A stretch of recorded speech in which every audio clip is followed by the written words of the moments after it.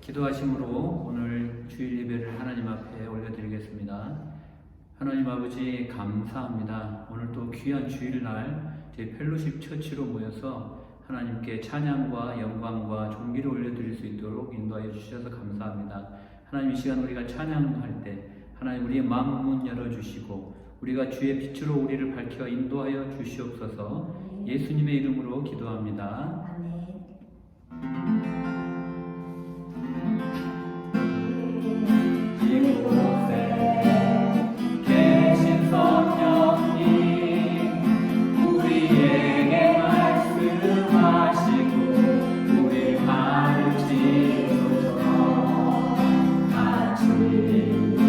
우리 마음 열어주시고 주의 빛으로 밝혀 우리를 인도하소서.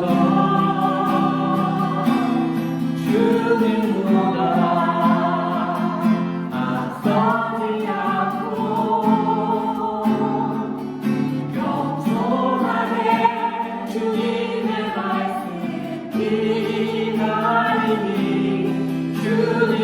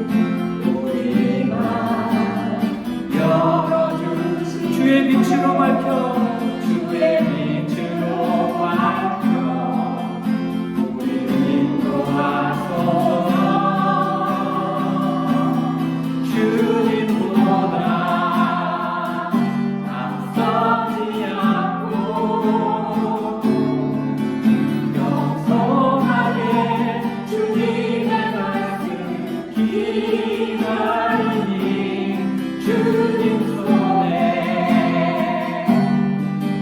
우리를 드립니다. 사랑으로 인도하소서. 주님보다 앞서지 않고 주님보다 앞서지 않고 겸손하게 주님의 말씀 기다리니 주님 손에 우리를 드립니다. 사랑으로 인도하소서. 할렐루야. 아멘. 우리 이 시간 찬양 한 곡 더 부르겠습니다. 하늘의 문을 여소서. 임재 찬양합니다. 하늘의 문을 여소서. 이곳을 주목하소서. 주를 향한 노래가 꺼지지 않으니 하늘을 열어주소서. 이곳에 임재하소서. 이곳에 임재하소서. 주님을 기다립니다. 기도의 향기가 하늘에 닿으니 주여 임재하여 주소서. 이곳에 오셔서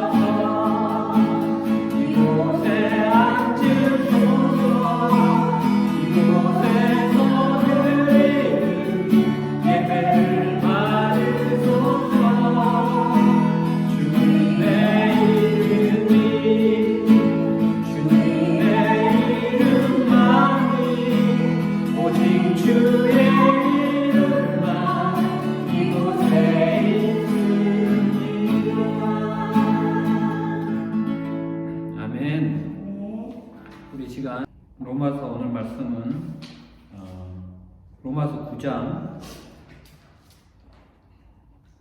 9절로 18절까지 말씀입니다.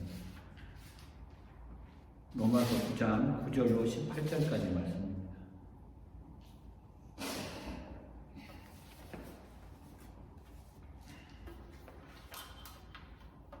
제가 봉독해 드리겠습니다.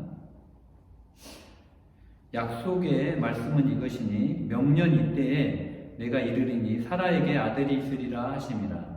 그뿐 아니라 또한 리브가가 우리 조상 이삭 한 사람으로 말미암아 임신하였는데 그 자식들이 아직 나지도 아니하고 무슨 선이나 악을 행하지 아니한 때에 택하심을 따라 되는 하나님의 뜻이 행위로 말미암지 않고 오직 부르시는 이로 말미암아 서게 하려 하사 리브가에게 이르시되 큰 자가 어린 자를 섬기리라 하셨나니 기록된 바 내가 야곱은 사랑하고 에서는 미워하였다 하심과 같으니라.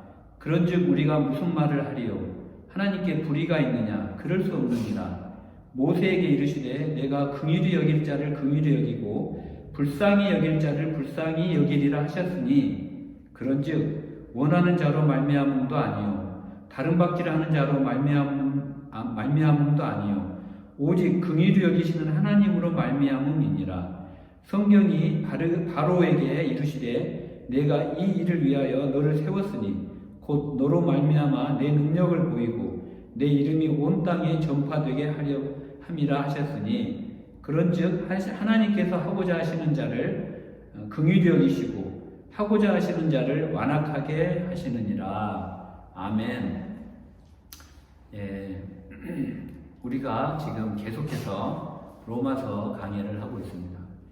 여러분, 이 세계에서는 이 벼락을 맞고도, 그것도 한 번도 아니고 여러 번 벼락을 맞고도 살아남은 사람들이 꽤 많이 있어요. 그 중에서도 미국의 어느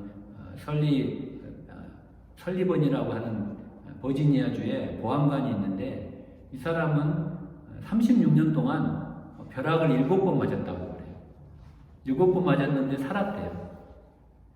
그런데 우리 그 기독교 신앙, 이 성경에도 벼락을 맞아서 인생이 반전된 사람이 있습니다.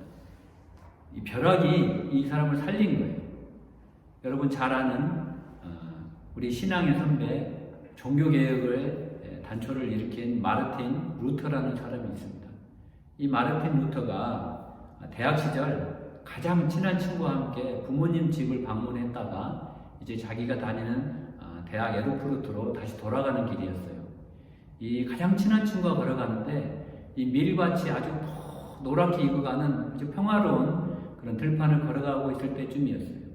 갑자기 하늘이 어두워지고 천둥이 치더니 갑자기 벼락이 치는 거예요.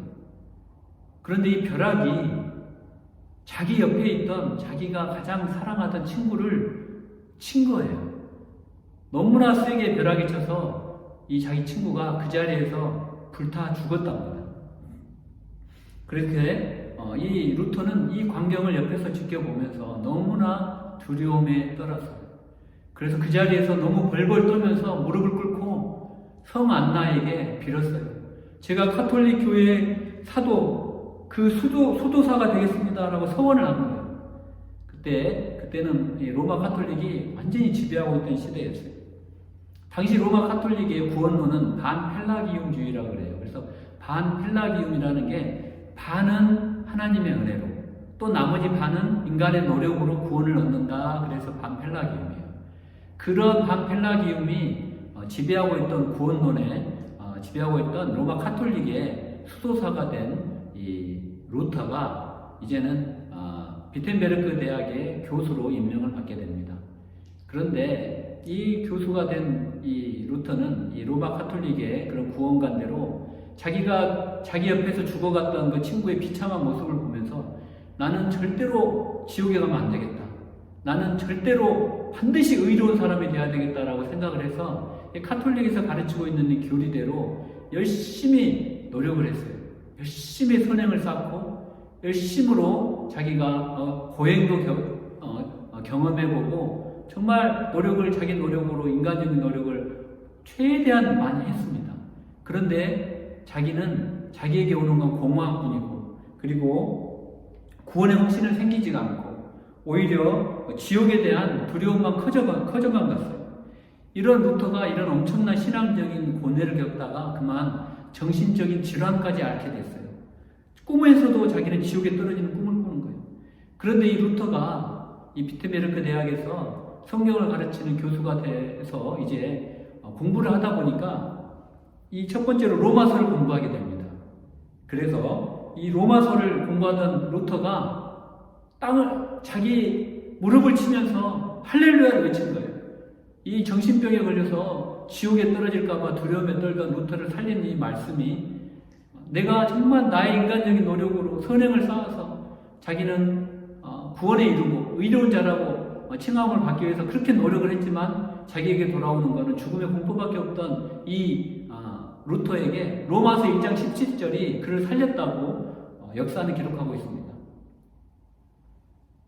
이 로마서 1장 17절, 복음에는 하나님의 의가 나타나서 믿음으로 믿음에 이르게 하나니 오직 의인은 믿음으로 말미암아 살리라. 이 로마서 1장 17절이 루터를 살린 거예요. 나를 살리는 거는, 내가 의인이 되는 거는 나의 노력이 아니구나, 나의 선행이 아니구나, 나의 어떠한 노력도 아니고 오직 하나님의 의, 오직 하나님께서 나를 살리시려고 예수 그리스도를 보내주시고 그 예수 그리스도가 나를 위하여 십자가에 달려 피 흘리시고 돌아가신 그 복음을 믿는 믿음으로 내가 의롭게 되는구나 라는 로마서 1장 17절 말씀을 깨닫고 난 뒤에 루터가 이 정신병에서도 해결이 되고, 이 루터가 너무나 기쁜 나머지 그날 비가 퍼붓는 그 바깥 들판으로 나가서 미친 듯이 기뻐서 뛰었다고 합니다. 그렇게 역사는 기록하고 있어요. 여러분, 이렇게 루터가 평생을 거쳐서 고뇌와 번민 끝에 깨달은 이 이신칭의, 믿음으로 말미암아 구원을 받는다는 이 이신칭의 교리를 바로 오늘 우리가 지난 몇 주간 우리가 설교했던 이 로마서를 썼던 바울은 이미 1500년 전에, 그러니까 루터가 1507년에 이 벼락 사건이 있고 난 이후에 거의 1500년 전에 이 바울은 이 이신칭의 교리를 깨달은 거예요. 그리고 그것을 우리에게 로마서를 통해서 알려주신 거예요. 그거를 1500년 동안 암흑 시기에, 중세의 암흑 시기에, 카톨릭의 암흑 시기에, 이 부패된 암흑 시기에 묻혀 있다가 이거를 루터가 깨닫고 비텐베르크 성당에 95개조 반박문을 면죄부를 반박하는 그 글을 올림으로써 종교개혁의 신호탄이 됐던 것입니다. 제가 왜 이런 이야기를 하냐면은 우리가 이 로마서를 읽는 것이 그만큼 로마서가 우리에게 소중하다는 거예요. 그래서 제가 지난번에도 말씀드렸다시피 우리가 성경을 하나의 보석으로 비유하자면 로마서는 다이아에 같다라고 신학자들이 이야기하고 있습니다. 그래서 저희들이 그동안 살펴봤던 1장부터 8장까지가 바로 바울이 이신칭의 믿음으로, 오직 믿음으로 구원받는다는 그런 복음 진리의 큰 메시지를 정리를 한 거예요. 그리고 그때까지만 해도 이스라엘 민족은 선민의식이 있었어요. 그래서 우리 이스라엘 민족만이, 모세의 율법을 갖고 있는 이스라엘 민족만이 율법을 지킴으로 구원을 받고, 율법이 없는 저 이방인들은 지옥의 불쏘시개로 떨어질 거라고까지 자신만만하게 이야기를 했던 게 바로 이스라엘 민족이에요. 그 이스라엘 민족에게 바울이 로마서 1장부터 8장까지 오직 구원은 믿음으로 받는다. 이스라엘 민족 너희들이 자랑하는 혈통으로가 아니고 오직 예수 그리스도를 믿는 믿음으로 구원을 받는다. 유대인이나 이방인이나 헬라인이나 그 누구도 예수 그리스도 안에서 하나님의 은혜 가운데 주를 믿는 그 믿음으로 구원을 받는다고 바울이 가르치니 이 유대인들이 바울이 얼마나 미웠겠어요. 그래서 바울을 배척하고 바울을 죽이려고 하고 바울을 핍박합니다. 유대인들은 구원이 자기들의 전유물로만 알았어요. 그래서 지지난주 설교에 로마서 9장 1절부터 8절까지가 이 바울에게 끊이지 않는, 그치지 않는 큰 고통, 큰 근심이 있다라고 했던 게 바로 그 말이었어요. 이 바울은 너무나 괴로운 거예요. 자기도 유대인인데 자기는 이 복음의 진리를 깨달아서 구원의 길로 걸어가고 있는데 정작 자기의 이스라엘 백성들, 하나님의 선택을 받은 이 이스라엘 민족은 하나님의 복음을 거절하고 있는 거예요. 그래서 구원의 길에서 멀어지고 지옥으로 떨어지고 있는 것을 이 바울이 너무나 안타까워해서 자기의 고륙, 자기의 혈통, 이 이스라엘 민족이 구원을 받기만 한다면 자기는 하나님의 사랑에서 끊어져도, 즉 자기가 지옥에 가도 괜찮으니 우리 이스라엘 민족을 좀 구원해 주세요 라고 했던 게 지난 로마서 9장 1절에서 8절까지의 말씀입니다. 자, 그럼 오늘 본문 말씀 로마서 9장 9절부터 18절까지는 무슨 이야기를 하냐면은, 자, 바울이 엉뚱한 또 이야기를 해요. 자, 그래, 너희들이 믿음으로 이제 구원받아 하나님의 자녀가 되는 건 분명하지만 그 믿음의 배후로 들어가 보니까 거기에는 하나님의 선택이 있다는 거예요. 뭐가 있는데 그게 바로 하나님의 선택이라는 거예요. God election is prior to our faith. God election is prior our faith. 우리의 믿음, 우리가 하나님을 믿었던 그 믿음 이전에 하나님의 election, 선택이 있었다는 거예요. 그러니까 우리가 믿음으로 반응하기 전에 하나님의 선택이 있었더라. 여러분 이 교리를 많이 들어보셨을 텐데 이거를 신학적인 용어로 예정론, 무슨 predestination, pre-election 이렇게 표현을 해요. 그런데 바울이 말하고 지금 우리 본문에서 말하고자 하는 것은 우리가 하나님의 자녀가 되는 건 믿음으로 되긴 되는데 그 배후에는 하나님의 계획이 있고 하나님의 선택이 있더라라는 이야기를 하는 거예요. 여러분 혹시 무디라는 사람 아시죠? 19세기의 유명한 복음 전도자, 20세기의 복음 전도자가 빌리 그레임이라면은 19세기에는 여러분들 드와이트 L 무디라는 아주 전설적인 복음 전도, 부흥 전도사가 있었어요. 이 무디가 이런 이야기를 했어요. 누구든지 예수 그리스도를 믿음으로 믿고 죄를 회개하고 그러면 천국에 간다. 그런데 내가 천국문을 딱 통과했는데 통과하면서 내가 살짝 뒤를 돌아보니 이 천국문에 내 이름이 새겨져 있더라. 이런 이야기를 했어요. 창세전, 성경은 창세전에 하나님께서 우리를 택하여 주셨다라고 말하고 있어요. Before the creation of universe, before the creation of this world. 이 세계가 창조하기도 전에, 우주가 만들어지기도 전에 하나님께서 우리를 택하셨다는 거예요. 이게 하나님의 신비로운 계획이고 이게 하나님의 선택이에요. 자, 이 부분에 대해서 많은 질문들이 있고 신학적인 논쟁이 있습니다. 여러분, 리포드 세알레지, 우리 개혁주의 장로교에서는 이 예정론을 받아들이고 있어요. 그런데 존 웨슬리의 감리교에서는 이 선택론을 받아들이질 않아요. 우리 인간의 이미 하나님 우리를 선택하셔서 선택한 자만이 구원을 받는다라는 이 예정론을 받아들이질 않습니다. 그런데 저는 지금 장로교 예정설이 맞다, 감리교 설이 맞다 이 이야기를 하고 있는 게 아니에요. 이거는 본질이 아니에요. 우리 원래 공부 못하는 자들이 이 본질 아닌 거 가지고 막 붙잡고 늘어지잖아요. 이 성경은 이 두 가지 모두를 가르치고 있어요. 이걸 여러분들이 잘 아셔야 돼요. 이걸 많은 교회에서 가르치지를 않는데 이 성경은 이 두 가지를 우리에게 다 가르쳐주고 있어요. 우리는 하나님의 신비로움을 인정을 해야 돼요. 여러분 전기가 제가 발전소 설계를 했다 그랬죠. 전기가 발전소에서 막 나올 때는 승합을 해서 765kV짜리 전압을 올려줘야 돼요. 이 765kV면은 76만 5천 볼트예요. 이 76만 5천 볼트를 우리 가정에서 쓸 때는 얼마죠? 125볼트, 뭐 220볼트, 미국, 캐나다는 그렇죠. 이렇게 다운시키는데 이거를 한 번에 다운을 못 시켜요.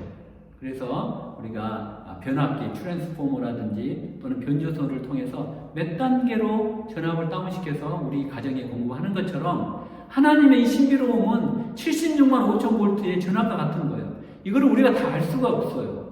그래서 하나님께서는 이거를 다운시키고 우리 인간이 이해할 수 있는 말로 설명을 해주기 위해서 우리에게 선지자도 보내주시고 또 성경을 주셨어요. 우리가 이해할 수 있는 우리의 언어로 성경을 주셨어요. 그래서 우리는 그냥 성경 이상으로 알려고 하면 안 돼요. 하나님께서는 성경에게 다 말씀해 주시고 계시해 주셨어요. 그래서 이 예정론도 사실이고 또 하나님께서는 모든 사람이 구원을 받는 걸 원하셔요. 그래서 디모데전서 2장 4절에는 하나님은 모든 사람이 구원을 받으며 진리를 아는 데 이르기를 원하시느니라 라고 말씀하고 있어요. 또 하나님께서는 디모데후서 4장 2절에 너희는 말씀을 전파하라. 때를 얻든지 못 얻든지 항상 힘쓰라라고 이야기를 하고 있어요. 그래서 어떤 사람들이 하나님이 이미 너 선택했는데 전도는 왜 합니까? 라고 물어보는 건 어리석은 질문이라는 거예요. 그렇게 우리가 예수를 믿고 믿으라고 구원을 받으라고 외치지만은 성령의 역사로 말미암아 우리의 마음문이 열리는 거예요. 그래서 이거는 모든 것이 하나님의 주권에 달려있다는 거예요. 자, 다시 우리 오늘 본문 9절로 돌아옵니다. 9절에 보니까 명년 이맘때 내년에 사라에게 아들이 있으리라 하시는 거예요. 근데 여러분, 사라가 누굽니까? 이때 나이가 90이에요. 경수가 다 끊어졌어요. 불가능해요. 아이를 낳을 수가 없는데 하나님께서 네가 내년에 아이를 낳을 거라는 거예요. 여러분, 그 약속을 아브라함과 사라가 안 믿을 수도 있어요. 아무리 하나님이지만 정말 이거 말도 안 되는 걸 저보고 믿으라고요? 제 나이가 90이라 지금 숟가락 들 힘도 없는데 어떻게 제가 아이를 낳았습니까? 이렇게 농담하십니까? 라고 하나님께 반문할 수도 있는데 아브라함과 사라가 믿음으로 반응했다는 거예요. 그래서 믿음으로 이삭이 태어났는데 아브라함의 그 믿음으로 하나님은 그를 하나님의 아들로 백성으로 삼아주셨다라는 겁니다. 여러분, 리브가가 누구예요? 이삭의 아내죠. 아브라함의 며느리. 그리고 리브가가 임신을 하게 됐는데 오늘 성경에 보니까 쌍둥이가 들어가 있는 거예요. 이 태에. 그런데 여기서 놀라운 말씀을 하고 있는 겁니다. 11절을 읽어봅시다. 그 자식들이 아직 나지도 아니하고 무슨 선이나 악을 행하지 아니한 때에 택하심을 따라 되는 하나님의 뜻이 행위로 말미암지 않고 오직 부르시는 이로 말미암아 서게 하려 하사. 여러분, 이 말씀이 참 정말 심오한 말씀이에요. 이 하나님의 말씀이. 그러니까 무슨 말이냐면 이 리브가의 아들, 두 아들 쌍둥이 에서와 야곱이 아직 리브가의 자궁에서 나오지도 않았어요. 아직 빛을 보지도 않았어요. 무슨 선이나 악을 행한 것도 아니에요. 그런데 하나님께서 택하셨다는 거예요. 그 행위로 말미암지 않고 오직 부르시는 이 하나님으로 말미암아 서게 하셨다는 거예요. 이게 아주 놀라운 이 선택에 대한 고전적인 메시지예요.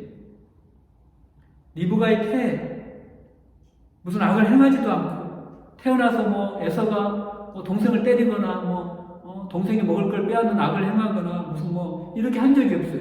죄를 지은 적이 없어요. 근데 하나님의 뜻이 있어서 그 둘 중에 하나는 택하고 하나는 안 택했다는 거예요. 여러분, 인간의 지혜로 우리가 이거를 이해하려고 하면 안 돼요. 그러니까 행위로 말미암지 않고 에서가 한 행위나 야곱이 한 행위로 택한 게 아니란 말이에요.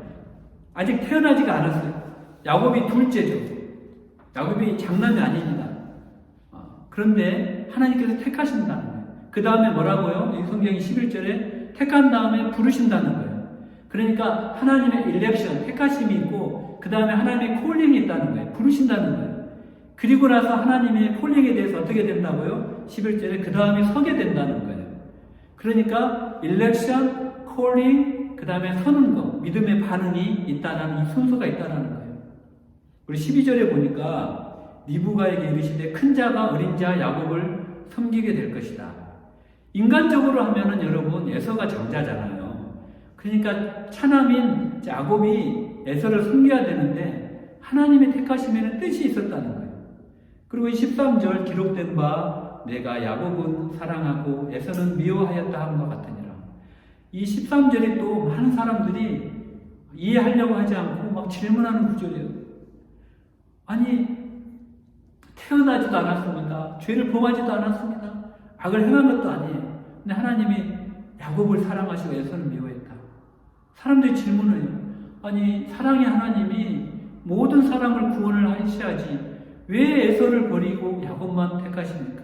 라고. 여러분, 근데 이게 참 중요한 교리인데, 여러분, 신랑, 한번 예를 들어볼게요. 신랑이 있다고 봅시다. 여러분들 TV 많이 보시죠? 제가 싫어하는 프로그램 중에 하나가 솔로, 나는 솔로다 이런 건데, 거기에 보면은 이렇게 저 자세히는 보진 않지만, 이게 남자가 있고 여자들이 쭉 있어요. 근데 객관적으로 보면은 신랑이 신부들을 선택할 때 우리가 인간적인 객관적으로 볼 때는 A, B, C, D가 있는데 그 신부 후보자 중에 C가 우리 인간적인 기준으로 볼 때는 가장 최적의 신부감이에요. 근데 신랑은 A가 좋은 거예요. 그래서 신랑이 A를 자기 신부로 선택했어요. 그러면 신부 후보자 B, C, D가 왜 나를 신부로 택하지 않았냐고 신랑에게 따질 수가 없는 거예요. 이거는 신랑의 고유한 권한이에요. 여러분, 야곱과 에서는 차이가 없어요. 이 구원을 주시는 것은 하나님의 고유한 권한이라는 거예요. 신학적인 용어로 이거를 하나님의 주권이라고 합니다. 하나님이 택하신 것에 대해서 택함을 받지 못한 사람들이 나는 왜 택함을 받지 못했냐라고 따지지 못한다는 게 오늘 본문 말씀이에요. 하나님께 불의가 있느냐? 그럴 수 없느니라는 거예요. 하나님의 주권에 따질 수가 없다라는 거예요. 여러분, 야곱과에서는 태중에 있었기 때문에 아무런 차이가 없어요. 오히려 공통점이 있는데 이 둘 다 이브가의 모태에서 죄 가운데 영원한 멸망으로 죽을 수밖에 없는 죄인의 태라는 거예요. 지옥에 가야 될 죄인이라는 거예요. 그런데 하나님이 긍휼히 여기셔서 그 중에 야곱을 택하셨다는 거예요. 여러분, 이걸 받아들이셔야 돼요. 이게 성경이에요. 제가 성경에 없는 이야기를 하고 있는 게 아니에요. 죄송합니다. 이 모든 게 하나님께서. 자, 그래서 오늘 15절에 또 이제 모세에게 말씀하고 있는 거예요. 모세. 하나님께서 긍휼히 여기시고 불쌍히 여기시는 고유한 특권이 있는데 그 특권을 야곱을 향해서 하나님이 행사하셨다는 거예요. 그래서 둘 다 죄 가운데 버려져야 하는데 하나님이 야곱을 긍휼히 여기셨다. 그게 이 오늘 성경의 핵심이에요. Amazing Grace. 이거는 Amazing Grace. 나 같은 죄인 살리신 하나님의 은혜가 놀랍고 고맙다라는 이게 바로 오늘 패시지의 핵심이라는 겁니다. 내가 한 일이라고는 고장 하나님을 거역하고 반역하고 죄와 더불어 먹고 마시며 죄와 싸우되 피 흘리기까지 싸우지도 못하고 날마다 넘어지면서 정말 쓰러지고 그러나 다시 또 하나님의 말씀을 붙잡으려고 노력하는 이런 연약한 인생이지만 하나님이 이걸 다 하시고 계셨음에도 불구하고 나를 그리스도 안에서 창세전에 택하여 주셨구나. 이게 하나님의 은혜라는 거예요. 오늘 로마서 9장 9절 18절에 이걸 지금 이야기를 하고 있는 거예요. 이거를 여러분들이 이해를 하셔야 되는 거예요. 이 로마서 말씀이 어마어마한 거예요. 여러분, 사람이 하나님의 자녀가 되겠다고 달려든다고 해서 되는 게 아니에요. 오직 하나님이 긍휼히 여겨주셔야 된다는 것을 믿으시기 바랍니다. 여러분, 제가 오늘 성경을 왜곡했나요? 아니면 짬뽕을 만들었나요? 아니잖아요. 저는 바울이 이야기하고 있는 것을 그대로 해석해서 여러분들에게 설교를 하고 있는 거예요. 자, 18절 읽어봅시다. 그런즉 하나님이 하시고자 하는 자를 긍휼히 여기시고 하고자 하시는 자를 완악히 여기시느니라. 이게 누구냐면 지금 바로를 이야기를 하는 거예요. 여러분, 출애굽할 때 바로가 이스라엘 백성을 출애굽을 하는 것을 막았죠. 그런데 이 바로 이야기를 하는 거예요. 이 선택받지 못한 자 17절에 선택받지 못한 자는 바로 바로를 이야기를 하고 있는데 이 바로는 선택받지 못한 자의 대표적인 인물로 오늘 성경이 기록하고 있습니다. 여러분, 그러면은 이 바로가 하나님의 말씀을 순종하고 노력을 하고 하나님의 말씀대로 살려고 노력을 했는데 하나님이 그 마음을 일부러 완악하게 해가지고 불순종하게 해서 구원받지 못하게 하고 지옥의 불쏘시개로 떨어지게 했느냐? 그 말이 아니라는 거예요. 원래 바로는 원래부터 그런 인간이라는 거예요. 오늘 성경이 그 말씀을 하고 있는 거예요. 그 고집대로, 바로의 고집대로, 그 불순종한 그 상태로 하나님이 내버려 두셨다는 거예요. 이게 하나님의 말씀이에요. 하나님께 대항하려면 해라는 대로 바로를 그대로 내버려 두셨다는 거예요. 그러니까 이게 뭡니까? 바울이 로마서 1장에서 9장 9절까지 정말 우리가 구원받는 건 하나님의 은혜고 오직 예수 그리스도의 보혈을 믿는 믿음으로 너희가 구원을 받는데 갑자기 9절 중간부터 바울이 목소리의 톤을 바꿔서 이야기를 하고 있는 거예요. 야, 그런데 너희들이 받는 그 구원 말이야. 알고 보니까 그 배후에 비하인드에 들어가 봤더니 하나님의 선택이 있더라. 하나님이 너희를 긍휼히 여기시고 불쌍히 여기셔서 너희를 이미 하나님의 구원의 생명책에 카브해 놓으신, 이 새겨 놓으신 그런 놀라운 은혜가 있더라 라는 것을 오늘 9절에서 18절을 이야기하면 저는 이 구절을 읽으면 정말 눈물이 나요. 하나님이 나를 선택하셨구나. 나는 하나님의 구원의 은혜에서 절대로 떨어질 수 없구나라는 그런 너무나 하나님의 어메이징 그레이스를 찬양할 수밖에 없습니다. 영원한 사랑. 그래서 에베소서 1장 3절 6절에서는 이렇게 이야기를 하고 있어요. 찬송하라는 거예요. 하나님께서 여러분들을 구원해 주시고 선택해 주신 것을 찬송하라는 거예요. 에베소서 1장 3장 6절에 3절에서 6절에 이렇게 이야기하고 있어요. 찬송하리로다. 하나님 곧 우리 주 예수 그리스도의 아버지께서 그리스도 안에서 하늘에 속한 모든 신령한 복을 우리에게 주시되 곧 창세 전에 그리스도 안에서 우리를 택하사 우리로 사랑 안에서 그 앞에 거룩하고 흠이 없게 하시려고 그 기쁘신 뜻대로 우리를 예정하사 예수 그리스도로 말미암아 자기 아들들이 되게 하셨으니 여러분들을 저와 여러분을 창세 전에 택하셨다는 거예요. 그리고 그 기쁘신 뜻대로 우리를 예정하셔서 택하셨는데 그 목적은 뭐냐면 우리가 앞으로 거룩하게 살아가는 거예요. 흠이 없게 살아가는 거예요. 하나님의 은혜를 감사하며 살아가는 거예요. 우리 마음 가운데 죄 많고 허물 많은 나를 구원받게 하신 하나님께 감사와 찬양을 드리라는 것이 오늘 하나님께서 우리에게 말씀하고 계시는 겁니다. 할렐루야. 하나님은 누구라도 구원받기를 원하세요. 요한복음 7장 37절에 누구든지 후에버 목마르거든 스타긴 누구든지 나에게 나와서 물을 마시라는 거예요. 구원받으라는 거예요. 또 사도행전 2장 21절에는 누구든지 주의 이름을 부르는 자는 구원을 받으리라. 정말 구원을 받기를 원하시는 자는 다 구원을 주시겠다는 거예요. 그런데도 멸망당하는 사람들이 있어요. 그 사람들은 누구냐? 하나님의 은혜를 거부하는 자들이에요. 그들은 그들의 죄로 지옥을 가는 거기 때문에 하나님께 불의가 있다고 이야기를 할 수가 없다는 것이 오늘 말씀이에요. 여러분, 팀 켈러 목사님이 이런 부분에 대해서, 예정에 대해서 케네디 제임스 목사님의 예화를 들어서 설명을 하고 있는 게 있는데, 어떤 사람이 있어요. 근데 이 사람의 친구 5명이 있는데, 이 친구 5명이 은행 강도를 미국에서 모의하고 있다는 것을 이 친구가 우연히 듣게 됐어요. 그래서 이 친구가 이 5명의 친구에게 갔어요. 가서 이렇게 얘기합니다. 야, 너희들 그러면 안 돼. 너희들 은행 강도하면 안 돼. 은행 강도하면은 반드시 잡히게 돼 있어. 그리고 잡히면 이거는 미국에서는 캘리포니아주는 사형제가 합법이기 때문에 너희들 사형당할 수도 있어. 죽을 수도 있어. 내 사랑하는 친구들아, 절대 강도짓을 하면 안 돼. 은행 강도하면 안 돼. 라고 그렇게 붙잡았는데 이 5명이 귓등으로 닿는 거예요. 이 사람들은 이미 구체적인 모의까지 다 끝내려고 예행 연수까지 했어요. 그래서 이제 5명이 권총을 들고 은행 강도를 하려고 뛰쳐나갑니다. 근데 이 친구가 너무나 이게 마음이 아픈 거예요. 가면은 죽거든요.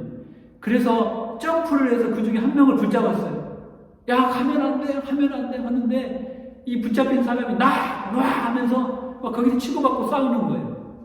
그런데 이 친구가 죽을 힘을 다해서 그 친구를 붙잡았어요. 그래서 그 친구 한 명은 결국은 그 은행 강도에 가담을 못했다는 거예요. 근데 나머지 4명은 결국은 은행 강도를 실행에 옮겼는데 거기서 2명은 경찰의 총에 맞아서 현장에서 즉사를 하고 나머지 2명은 붙잡혀서 사형 선고를 받고 사형이 집행이 돼서 죽었다는 거예요. 자, 그러면 여러분 이 친구가 몸을 날려서 잡았던 해서 강도짓을 실제로 못하게 했던 그 한 명, 그 한 사람이 선에서 구원받은 겁니까? 아니에요. 그도 그 친구가 붙잡지 않았으면 그도 죽어서 마땅한 사람이에요. 그냥 그 한 명은 그냥 그 친구의 전적인 붙잡힘으로 그냥 택함을 받은 사람이에요.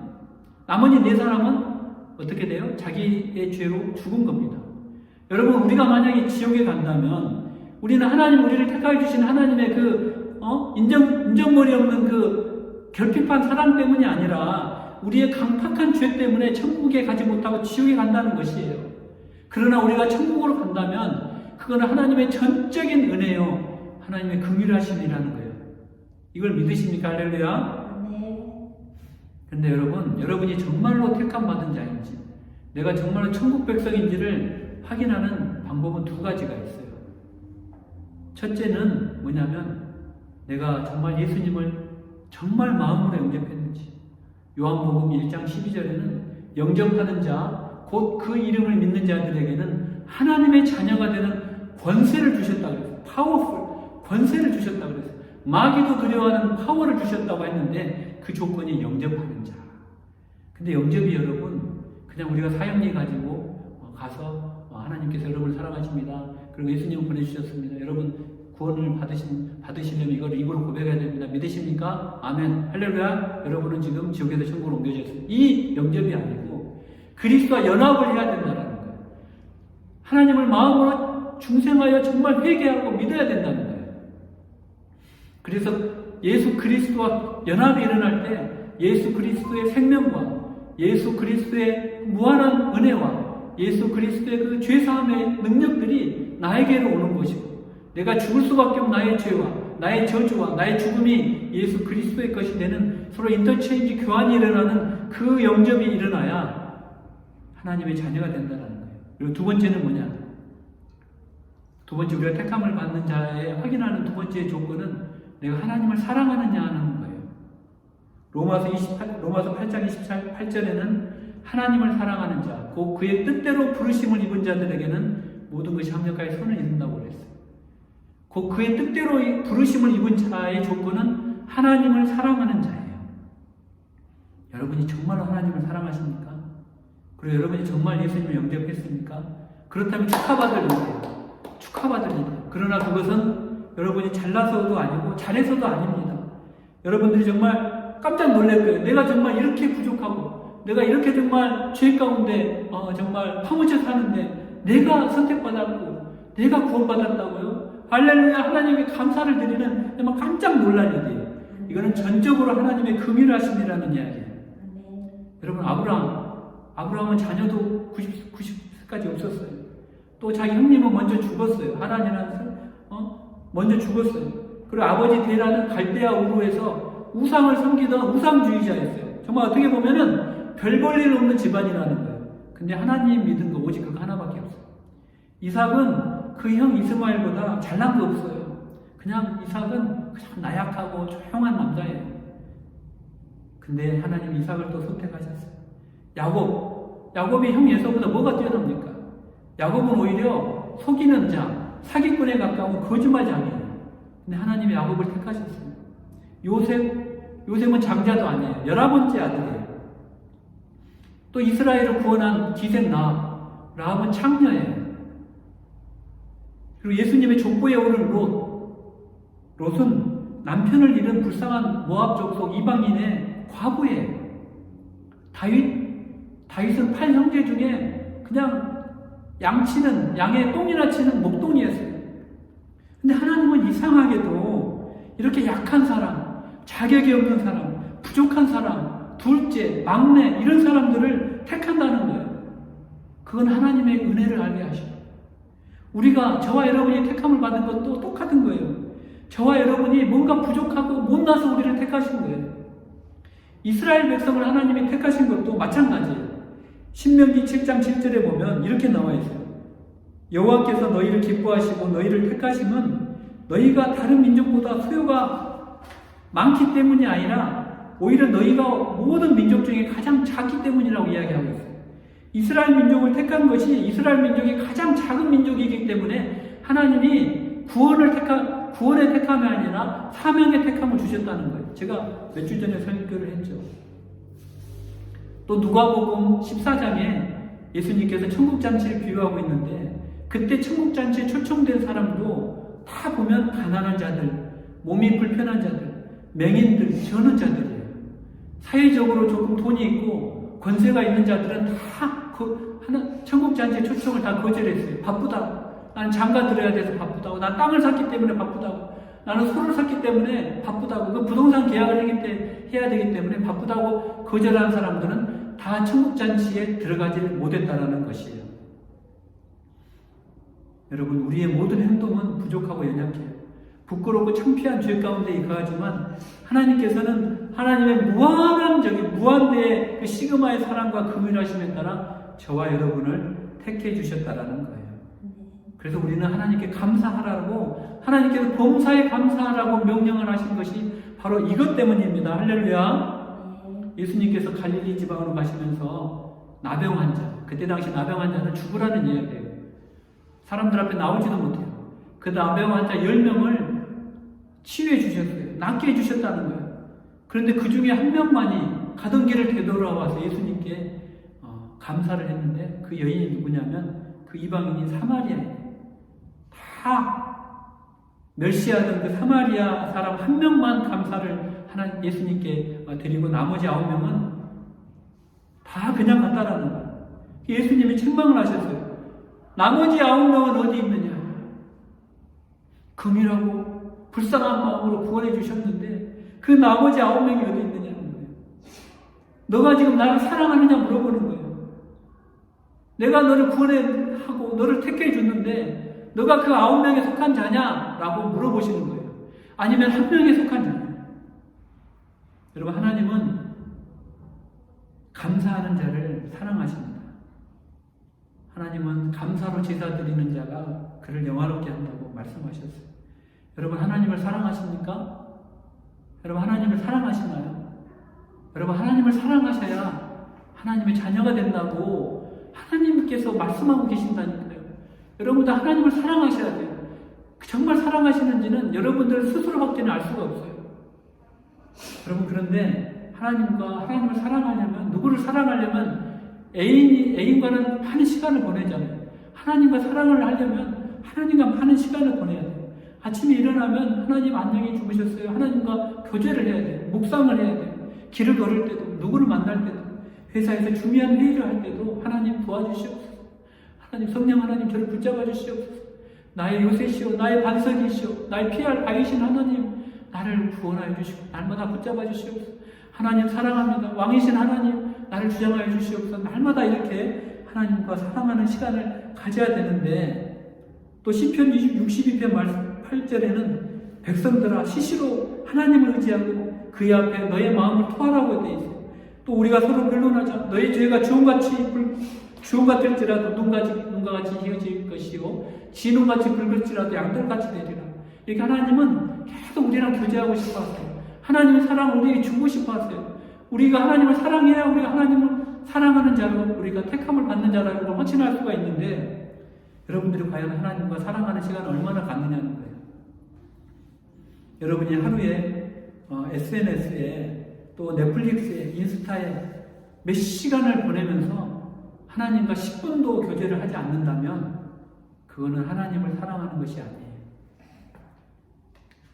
여러분들, 하나님께서는 여러분들과 교제를 하기를 원하시고, 하나님은 여러분들을 사랑하시는데 여러분들도 그 사랑에 반응하는 그런 여러분들이 되시기를 정말 바라겠습니다. 여러분, 할렐루야. 여러분, 하나님을 사랑하는 자 되기를 바랍니다. 하나님을 사랑하되 온 마음을 다해요. 온 정성을 다해요. 여러분들 시간을 드리고 물질을 드리고, 여러분들 SNS에 드리는 그 몇 시간 중에 10분을 떼어 드리세요. 그 시간을 하나님께 온 마음을 다해 드리는 시간, 그런 하나님께 정말 나의 사랑을 고백하고 나의 마음을 토설하고, 하나님, 내가 정말 하나님의 보좌 앞에 나가고 하나님 정말 사랑합니다 하나님. 내가 정말 이 고통 가운데 광야에 서 있지만 오직 하나님의 사랑이 나를 살리십니다.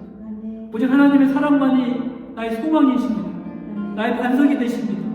나의 염려하지 않은 하나님께서 나의 쓸 것을 다 채워주시고 내가 날마다 주의 얼굴을 구하게 도와주시옵소서. 우리가 그 고백하는 그런 저와 여러분 되시기를 축복합니다. 주님과 함께하는 고요한 시간, 주님의 보좌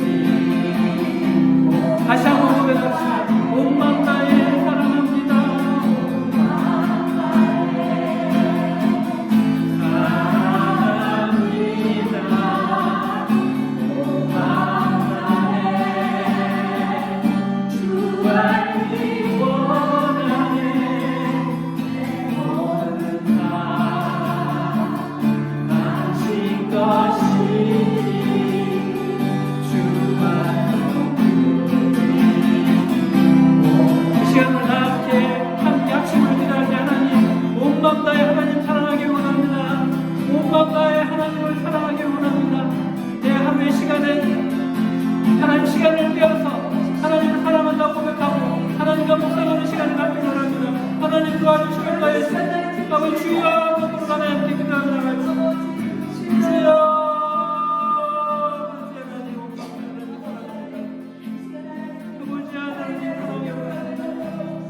하나님 나를 긍휼히 여겨주시고 불쌍히 여겨주셔서 아버지 나를 택하여 주시고 참으리를 택하여 주셨는데 아버지 하나님 나의 삶이 아버지 하나님 온통 이 세상의 육신의 정욕과 안목의 정욕과 이생에 빠져 살지 않도록 아버지 인도해 주시옵소서.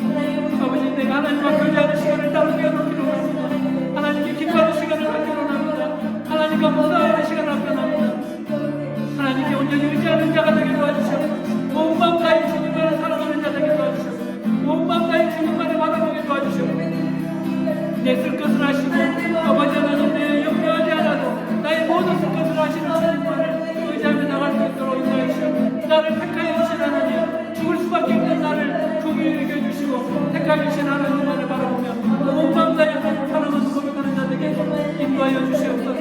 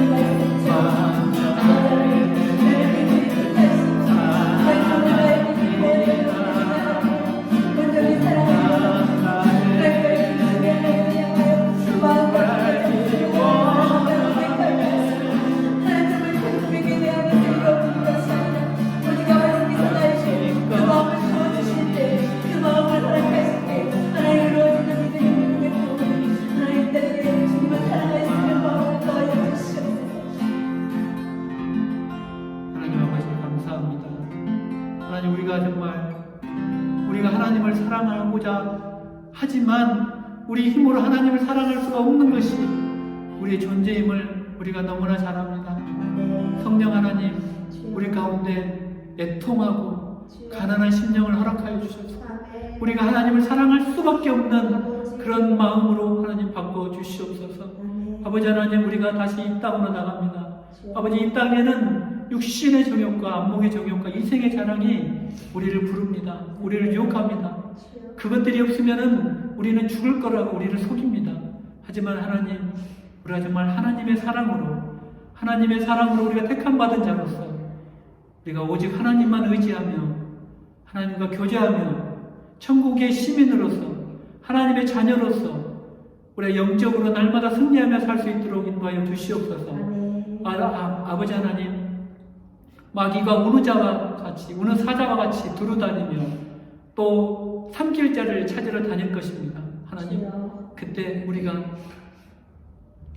그 원수 마귀를 예수 그리스도의 보혈로 물리치며 대적하며 나갈 수 있도록 인도하여 주시옵소서. 마귀를 대적하라. 그리하면 그가 너희를 피하리라 말씀하셨사오니 아버지 하나님, 이 세상 가운데 우리를 홀로 버려두지 마시고 우리가 하나님을 사랑하게 하시고 하나님께 감사하게 하시고 오직 하나님이 부어주시는 그 성령의 도우심과 능력으로 이 세상에서 또 승리하는 그런 한 주가 되도록 인도하여 주시옵소서. 특별히 육신의 질병으로 치유받기를 원하는 자들은 예수 그리스도의 보혈의 능력으로 이 시간에 명하노니 모든 우리의 질병들은 다 치유될지어다. 예수의 보혈로 치유하여 주시옵소서.